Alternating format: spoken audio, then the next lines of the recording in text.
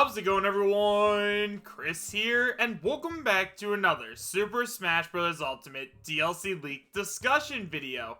In today's video, we are actually going to be taking a look at a leak that has been making the rounds recently because it has a ton of new information about the potential next DLC fighter, as well as some information about the 6th DLC fighter and Terry Bogard. However, guys, as always, and I cannot stress this enough, just because there is a ton of information here, that does not mean that this is going to end up being 100% real, so make sure you guys take it with a grain of salt and realize that I'm talking about this just for fun. If you guys would like to read along while I talk, you can find a link to the original post in the description right down below, and now, with all that out of the way, I have to tell you guys where this leak came from. So guys, this leak was sent in to me by multiple different people on my Discord server, so if you guys haven't already joined up, you can find a link to my Discord as well as links to all of my other social media presences, such as my Twitter, Twitch, and Patreon in the description right down below, as well as the pinned comment. Also guys, I do apologize if I sound like a little sick or off right now. I've been just really busy this past weekend, and I'm actually filming in a different location with a different microphone right now, so I apologize, but it's what needs to be done for right now, as I am currently doing some stuff, some family and friend stuff, so I hope you guys understand that. And with all that out of the way, guys, let's just go ahead and take a look at this leak, and I might make a video about that a little bit later, explaining kind of what's going on. So guys, like I said, this leak comes from 4chan, and it is titled DLC 5, Crash Bandicoot was chosen. It starts by saying Crash Bandicoot was chosen by Sakurai for similar reasons as Sonic. Crash was another contender that managed to challenge Nintendo and Mario. Other reasons include being memorable in Japan, Europe, and North America, as well as Activision bringing the Crash remakes to Nintendo Switch. This is the final character chosen of the characters Nintendo suggested to Sakurai. Design. Crash's design was going to 100% be based off the design seen in the Insane Trilogy and Nitro Fueled, though some changes have been made to make him look closer to his original PS1 era design whilst fitting in the art style of Ultimate. Joe Pearson, who worked on the original Crash Bandicoot, was brought on board to help design Crash for Ultimate. Moveset. Many of his moves take inspiration from the PS1 and GBA games, along with Clash of the Titans. All of his regular attacks are based on Crash of the Titans. Neutral B. Once does a regular spin attack, while holding B lets you spin for much longer. If spun for too long, Crash will get dizzy and leave you vulnerable. Holding B in midair lets Crash do a Death Tornado and spin to glide. His side B activates Fruit Bazooka, and it is comparable to Banjo's Egg Launcher. Albeit it can only be used when standing still, you can aim at an upwards or downwards angle. His down B when grounded is the Super Slide, like Cloud and Joker's down tilt, but covers a much larger distance. Crash's down B becomes a supercharged body slam in the air. Then we have his final smash. Crash places Aku Aku onto himself and rams into the opponents, sending them upwards. A cutscene plays showing the opponents landing on Cortex's spaceship and then being blasted by Nitrous Brio's laser cannon. This is very similar to a lot of final smashes in Ultimate. Then we have his colors. So number 1 is his default, then we have yellow, blue, and white, then we have yellow, white, and blue, brown, navy, and red, light brown, green, and blue, light blue, black, and purple, brown, red, and yellow, and 8 Fate Crash, which is the alternate model. After that, we have DLC character number 6, which is Frisk from Undertale. Frisk was chosen to be Ultimate's indie fighter, and Nintendo requested that Sakurai continue his partnership with Toby Fox after the Sans Mii costume broke record sales for Mii costumes when it launched. The two have agreed to work together again. Design. Temmie Lang, the lead artist of Undertale and Deltarune, was brought on to help design Frisk for Ultimate. They made a design that makes Frisk look more like a fighter. Frisk is a bit more detailed compared to the original design, and they look Asian unlike other characters from Asia, aka Joker, height same as Mario, and a glow red heart on their sweater which changes color. Jumping changes their heart to blue, shield changes their heart to green, dodging changes their heart to purple, heart shatters when KO'd, clearing in stamina matches, and then we have the moveset.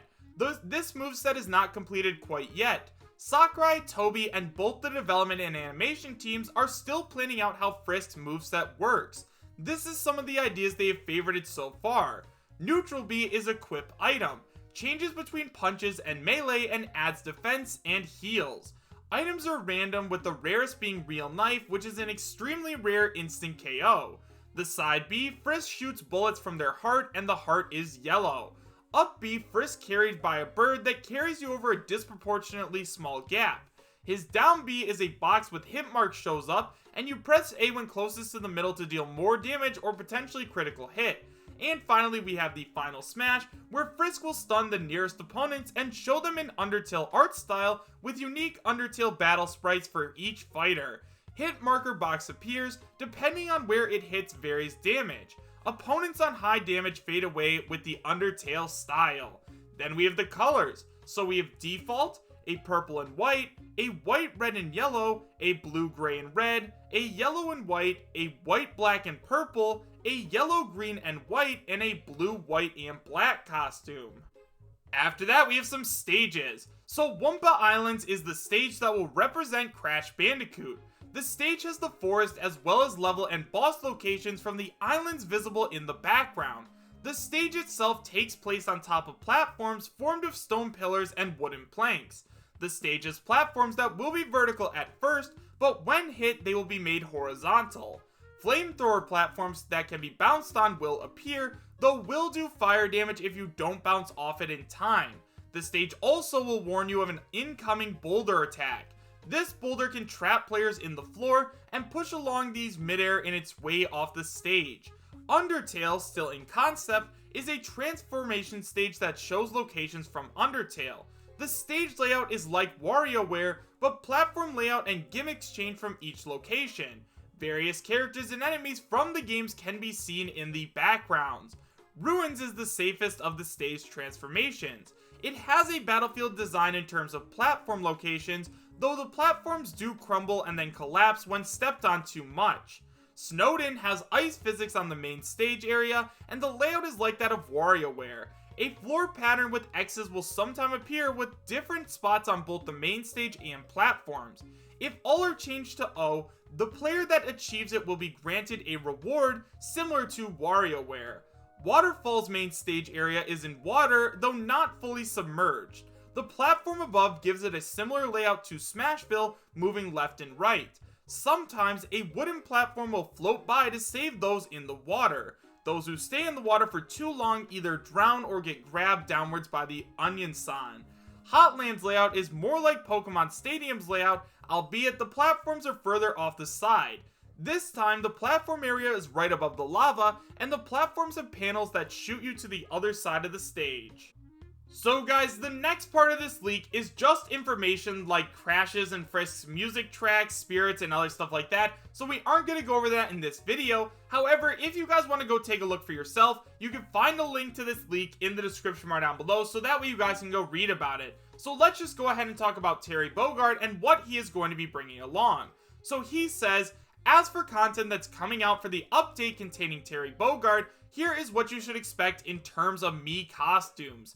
Andy Bogard from Fatal Fury, Marco Rossi from Metal Slug, Ashley from WarioWare, Chun-Li from the Street Fighter series, Gino from Super Mario RPG Legend of the Seven Stars, Chocobo from Final Fantasy, Knights from Knights into Dreams, and Klonoa from Klonoa. I admit that I have not been able to follow up on much info with Terry. The team behind Terry are a bit too busy and active compared to Crash now that they're all focused on debugging. It was much harder for me to snoop in on them, especially since I was assigned to work on the Crash team. My work is done though, and I'm gonna be freelancing somewhere else. Many people on the teams freelance the same day and leave at the same time as me, which is when our deadline is done. So now that we've gone over the entire post, let's talk about it a little bit. So first of all, let's go ahead and talk about Crash Bandicoot. Now, there has been a ton of debate over which character is going to be the last character to appear on the Fighter's Pass, and if the color theory is to be believed, which if you guys don't know what that is, I'll leave a link to it in the description, but basically the color theory states that the final character is going to have the background color of orange, so it's probably going to be like an orange character like Crash Bandicoot. Now, characters like Ryu Hayabusa would work as well, but I think at this point it's very safe to say that we are going to end up seeing Crash just because he's definitely a lot more sought after than Ryu Hayabusa. Now, in terms of Frisk from Undertale, however, I am not too sure if we are going to end up seeing them in Smash. Now, the reason I say that is because the big grand reveal for a new Undertale character in Smash was the Sans Mii costume, so I really can't see them also adding in, like, Frisk. Like, it would have made a ton more sense if they decided to add Frisk in the game and then also give us, like, Sans as a playable character. But now that we already have, like, Undertale music in Smash, as well as a Mii costume, like, I kind of doubt we're also going to end up seeing a brand new character. But hey, who knows? I mean, Frisk could be a pretty cool character. And then in terms of all the stuff that's coming alongside Terry Bogard, the biggest thing on there is the Geno Mii costume, obviously. I mean, like, if we see the Geno Mii costume in Super Smash Bros. Ultimate, that basically deconfirms him as a playable character, so I'm kind of hoping we don't end up seeing that Mii costume. I definitely prefer to, like, just wait it out and, like, get Geno as a playable character. But hey, if he does just come back as a Mii costume, then I guess I'd be okay with that. However, guys, with all of that being said, do I believe that this league is real? Honestly, guys, like I said, in terms of Frisk making it into the game, I can't really see them making it just because they really already did the huge Undertale reveal when they added in Sans as a playable Mii costume. So at this point in time, guys, I cannot say that this leak is real. However, guys, let me know your thoughts about it in the comment section down below. Do you guys believe that this leak is real, and would you be happy if it was? Why or why not? Thank you guys all so much for watching. Make sure to subscribe, share, and like, and I will see you guys next time. Take care.